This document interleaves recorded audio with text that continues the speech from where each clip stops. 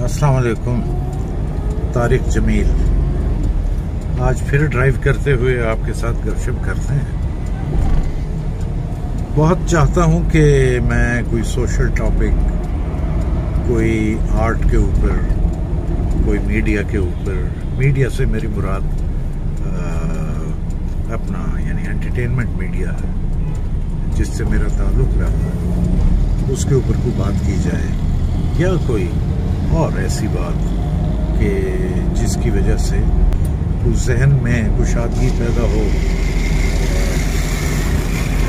जहन रोशन हो, और बावजूद चाहने के ये जो मुल्की हालात हैं और जो सियासी रविश है ये उस तरफ आने नहीं देती। जहनों को इस कदर क्या कहें परागंदगी बख्शती गई है कि दिमाग कुछ और सोचने के काबिल नहीं रहा। और ये दिमाग और कुछ तो छोड़ें, यानी जो जिस तरफ लगा दिया गया है वो भी ऐसा इसको गुजरने दें, लगा दिया गया है वो भी ऐसा हैजान बरपा है। मुझे माशरे में तो जो है सो है, लेकिन मैं अपने दिमाग की बात करता हूँ। ये बात सच है। आज मैं बतौर ख़ास मतलब मुख्तलिफ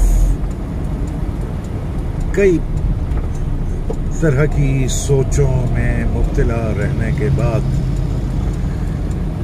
इस नतीजे पे पहुंचा हूँ कि इस वक्त कौम जो है वो वाक़अतन एक नई तरह की सियासत और एक नई तरह की सियासी लीडरशिप को एक्सपेरिमेंट कर रही है। अगर तंजिया कहूँ तो एंजॉय कर रही है। वो कुछ हो रहा है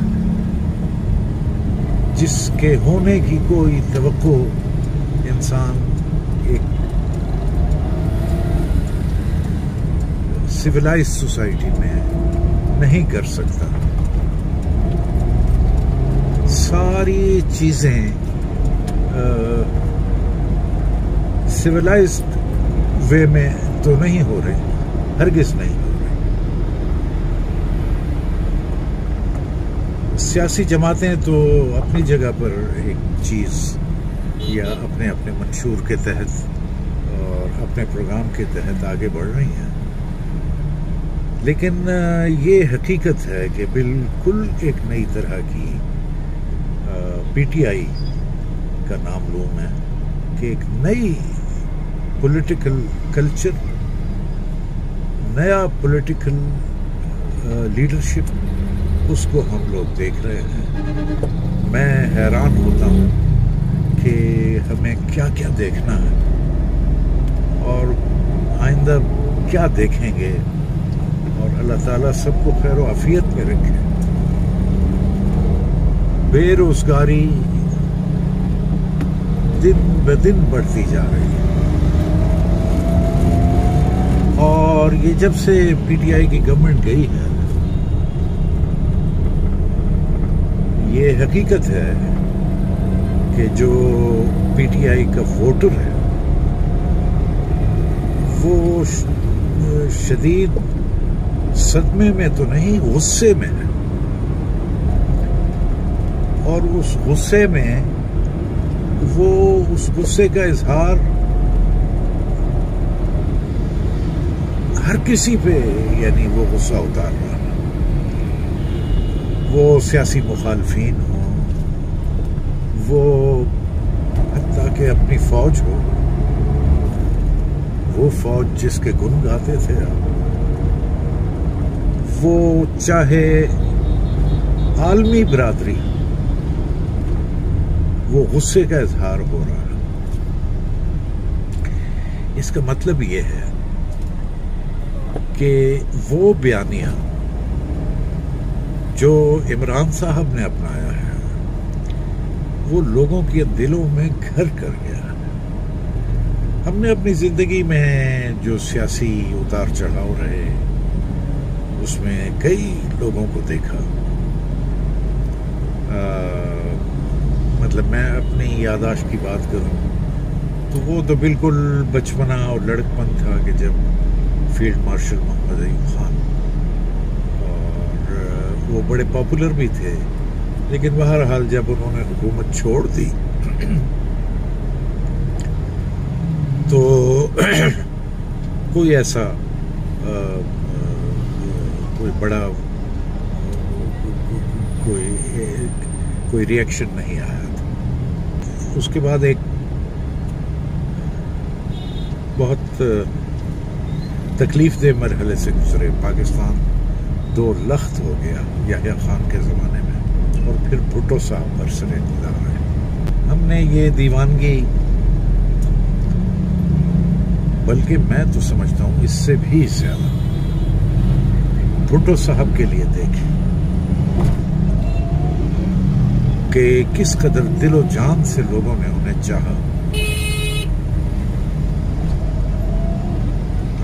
لیکن جب بھٹو صاحب گرفتار ہوئے، احتجاج بھی ہوتے رہے، پھر یہ کہ وہ زندان میں رہے، ان کے اوپر ایک مقدمہ چلا. اس مقدمے کے نتیجے میں جو کہا جاتا ہے کہ یہ جوڈیشل مرڈر تھا، ان کو پھانسی کی سزا ہوئی اور وہ پھانسی چڑھ گئے اور شہید کہلائے. آج بھی بھٹو کا طوطی سر چڑھ کے بولتا ہے. لیکن بھٹو صاحب کی پھانسی کے بعد ایسی کوئی صورتحال پیدا نہیں کہ جس میں لوگوں کا غم و غصہ اس قدر بڑھ جائے. اگرچہ وہ تو ڈائریکٹ نظر آ رہا تھا.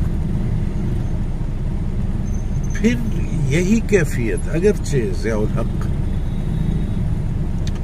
ایک ڈکٹیٹر تھے، ان کی جو موت یا شہادت ہے وہ بھی ایک افسوسناک صورتحال میں سامنے آئی، اور 11 سال برسر اقتدار رہے وہ. اور انہوں نے اپنے زمانے میں جس طرح اسلام کو، اسلام کے نام کو اور اسلامی نعرے کو جس طرح اپنا موٹو بنایا، اور پھر جو افغانستان میں ہوا اور روس کی آمد کو روکا گیا، اور جس طرح طالبان اور افغانستان میں پاکستان کی افواج نے مدد کی اور وہ جنگ لڑی گئی، تو باوجود اس کے کہ ان کی حکومت کو قانونی نہیں سمجھا گیا، لیکن عوام الناس کے دلوں میں ان کی ایک جگہ بن گئی. لیکن آپ دیکھیں کہ جب وہ جہاز کریش ہوا جس میں ضیاء الحق کئی لوگوں کے سمیت، جس میں امریکن سفیر بھی تھا، ان کے بریگیڈیئر بھی تھے، اور ہمارے کچھ بڑے بڑے لوگ تھے اور صدر تھے، وہ کریش ہوا اور وہ سارے لقمہ اجل بنے. تو کوئی ایسا، اگرچہ وہ جو ضیاء الحق صاحب کا جنازہ تھا وہ میں سمجھتا ہوں اتنی خلقت جو ہے اس سے پہلے کسی جنازے میں شاید نہیں تھی. دور بھی گزر گیا. اس کے بعد یعنی بعض دفعہ میں سوچتا ہوں کہ بھائی یہ جو ضیاء صاحب کا دور تھا جس میں وہ امریکہ کے الائی تھے، امریکہ کی جنگ لڑی انہوں نے، اسلام کی جنگ کا نام دے کر، تو یہ وہ وقت تھا کہ جب پاکستان پر چڑھے قرضے بآسانی اتر سکتے تھے، لیکن نہ اترے۔ بیچ کا عہد پھر آیا بے نظیر بھٹو، جو کہ وہ بھی شہید ہو گئے، اور نواز شریف۔ لوگ کہتے ہیں کہ جی نواز شریف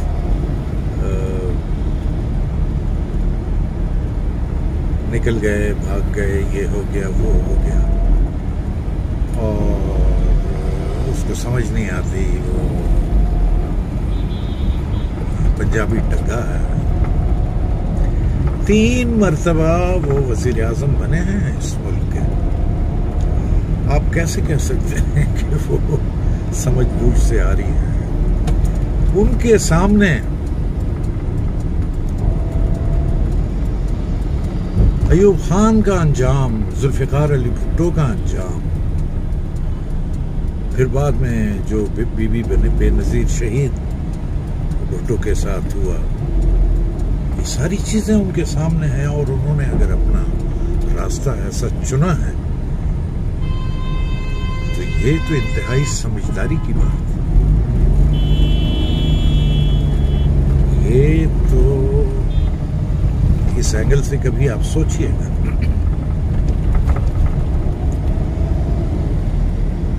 اچھا جی، تو وہ بھٹو صاحب کے لیے بھی اور ضیاء الحق کے لیے بھی نہ ہوا، تو ضیاء الحق کے زمانے میں ایک کمپیریزن میں نے کہیں پڑھا، کہیں نیوز پیپر میں یا میگزین میں، اس نے کمپیریزن کیا مسلمانوں کی تاریخ کو سامنے رکھتے ہوئے، اور اسپیشلی جو ہندوستان کی مسلمانوں کی تاریخ ہے، اور اس میں جو برسر اقتدار بادشاہ رہے ان کو سامنے رکھتے ہوئے، تو وہ کمپیریزن یہ تھا، مجھے اس کی ڈیٹیل اب یاد نہیں ہے، لیکن وہ کمپیریزن یہ کیا گیا کہ بھٹو صاحب جو ہیں وہ مغل اعظم جلال الدین اکبر کی لیگیسی کو، پولیٹیکل لیگیسی کو لے کر آگے بڑھے، اور ضیاء الحق اورنگزیب عالمگیر کی پولیٹیکل لیگیسی کو لے کر آگے بڑھے۔ لیکن یہ دونوں حضرات ہمارے بیچ میں نہیں ہیں، کوئی پولیٹیکل لیگیسی کچھ نہیں ہوتی، زمینی حقائق ہوتے ہیں، اور ایک عہد میں لوگ جی رہے ہوتے ہیں، اس عہد کے اپنے تقاضے ہوتے ہیں، ان اپنے تقاضوں کے تحت آدمی آگے بڑھتا ہے۔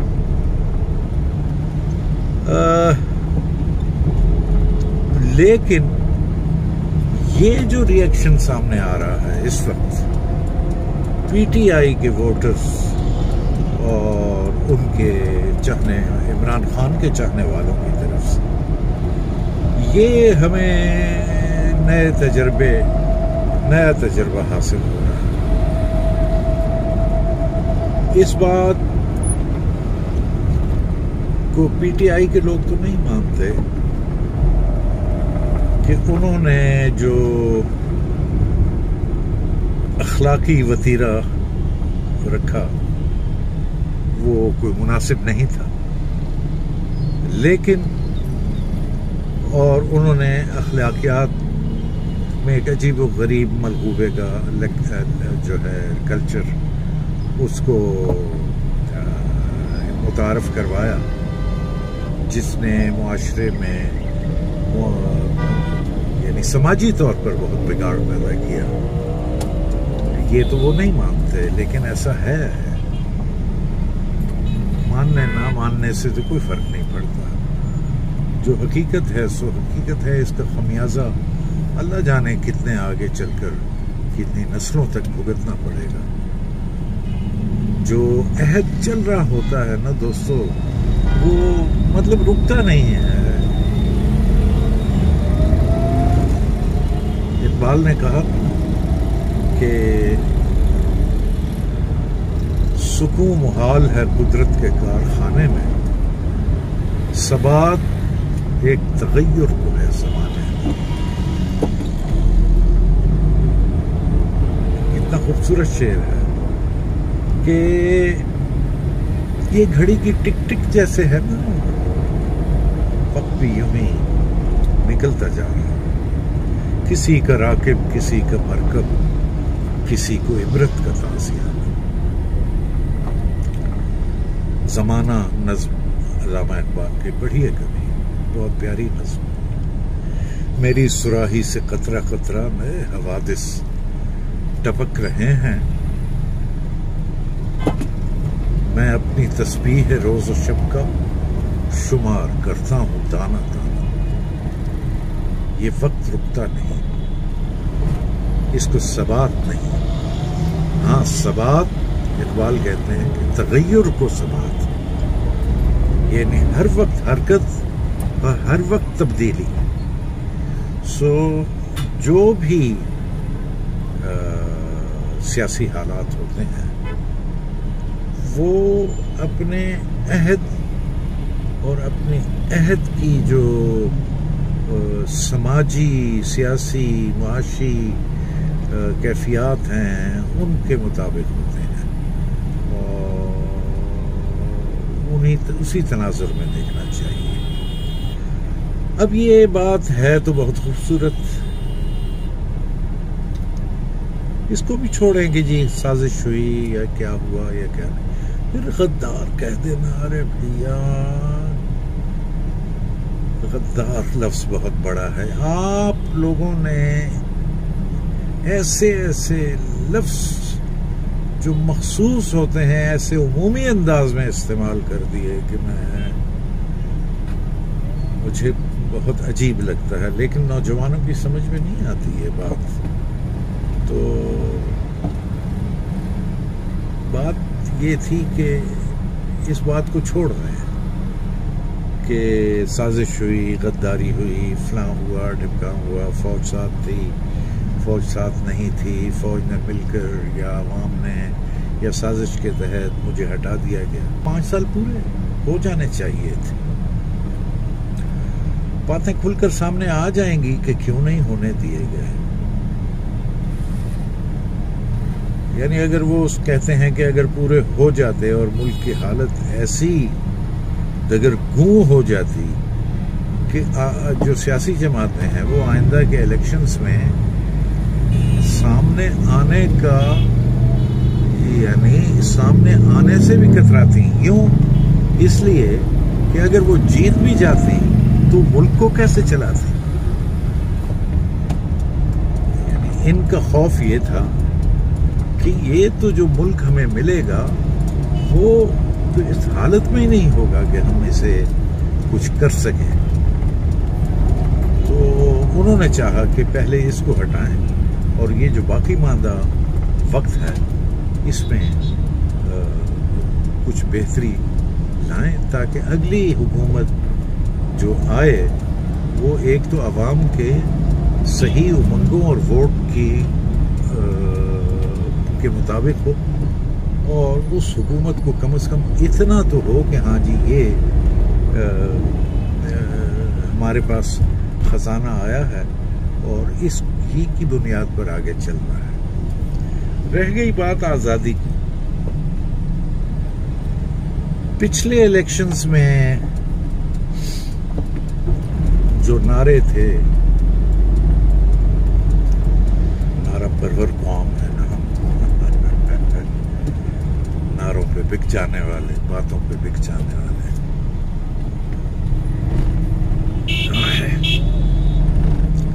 تو وہ نعرے یہ تھے کہ اتنی کروڑوں لاکھوں نوکریاں ہوں گی، اتنے کروڑوں لاکھوں مکانات ہوں گے، ایسے ہم غربت کو دور کریں گے، پاکستان کا نام روشن ہوگا، پاکستان میں لوگ نوکری حاصل کرنے آئیں گے، پاکستانی پاسپورٹ کی عزت و آبرو بحال ہوگی، اور ریاست مدینہ ہمارا جو ہے ایک ایسی ریاست قائم کرنا ہمارا منشور ہے کہ وہ ریاست جو ریاست مدینہ کی طرح۔ اب چونکہ الیکشنز نے آنا ہے تو آپ اگر یعنی سچے دل سے سوچیں تو یہ جو پچھلی مرتبہ کے نعرے تھے وہ تو ایک بھی پورا نہ ہوا. نہ ریاست مدینہ قائم ہوئی، نہ نوکریاں ملی، لوگوں کو الٹا بے روزگار ہو گئے، اور نہ مکانات دستیاب ہوئے، اور نہ پاکستانی پاسپورٹ کی قدر ہوئی، اور نہ باہر سے لوگ نوکریاں لینے آئے. تو اب یہ تو گیا، اب اس سے اوپر کیا کیا جائے؟ اب یہ ہے کہ آزادی حاصل کرنی ہے. بات تو سچ ہے کہ ہم یورپ، امریکہ اور جو سرمایہ دار دنیا ہے اس کے شکنجے میں ہے. صرف ہم ہی نہیں بھائی، آدھی سے زیادہ دنیا. تو مطلب یہ ہے کہ کیا پدی اور کیا پدی کا شوربہ. جتنے قرضوں میں آپ جکڑے ہوئے ہیں، وہ اسٹیٹسٹکس جو ہیں وہ آتے رہتے ہیں کہ جی اس وقت جو قرضے ہیں ہم پر وہ اتنے ہیں اتنے ہیں اتنے ہیں. اور اس وقت پاکستان کا بچہ ہر ایک پاکستان کا باشندہ جو ہے، چاہے بچہ بڑا بوڑھا، وہ اتنے قرضے میں گرفتار، اتنے قرضدار ہو کر معاشی طور پر مستحکم ہوئے بغیر آپ کیسے آزادی حاصل کر سکتے ہیں؟ محض نعروں سے، محض حکومت میں آ کر؟ کبھی بھی نہیں. آپ چائنا کو سامنے رکھیں، اس نے معاشی طور پر اپنے آپ کو ایک ایسا مقام دلا دیا کہ جس سے اس وقت یورپ اور امریکہ دونوں کانپ رہے ہیں کہ یہ کیا ہوا. یہ ہوتی ہے اسٹریٹجی، یہ ہوتی ہے منصوبہ بندی، جس کے تحت آپ آگے بڑھتے ہیں اور اس کا کوئی ڈھنڈورا نہیں پیٹتے، اور اس کے بارے میں کوئی آپ بڑکیں نہیں لگاتے، اور اس کے لیے کوئی نعرہ نہیں منتخب کرتے، بلکہ آپ خاموشی سے. کیونکہ اگر پتہ چلے اس سودی کاروبار کے IMF اور ورلڈ بینک اور امریکہ اور یہود کو، تو وہ آپ کو اپنے پاؤں پہ کھڑا تو نہیں ہونے دیں گے نا. سودی کاروبار کرنے والوں کا تو یہ ہوتا ہے نا کہ ارے یار کس چکر میں پڑے ہوئے، یہ لو اور پیسے لے لو، تم اپنا فلاں کام تو کرو نا، پہلے ہمارا قرضہ بھی اتار دو گی. بس ہم نے تو قسط لینی ہوتی ہے نا، ٹوٹل تم سے کون مانگ رہا. تو ان کے پاس بڑے پیترے بڑے ہتھیار ہیں. لیکن ہم کیا، ہم نعرے لگا کر یہ سمجھتے ہیں کہ آزادی حاصل کر لیں گے. آپ آزادی اس وقت تک حاصل نہیں کر سکتے جب تک آپ کے ملک میں چین، امن اور سکون نہ ہو، اور آپ معاشی طور پر اپنے آپ کو اس جگہ پر نہ لے جائیں کہ اس کے بعد آپ کو نہ صرف یہ کہ قرض اٹھانے کی ضرورت نہ ہو، بلکہ آپ کے اوپر چڑھا ہوا قرض کا ایک ایک پیسہ، ایک ایک وائی وہ بھی اتر جائے. وما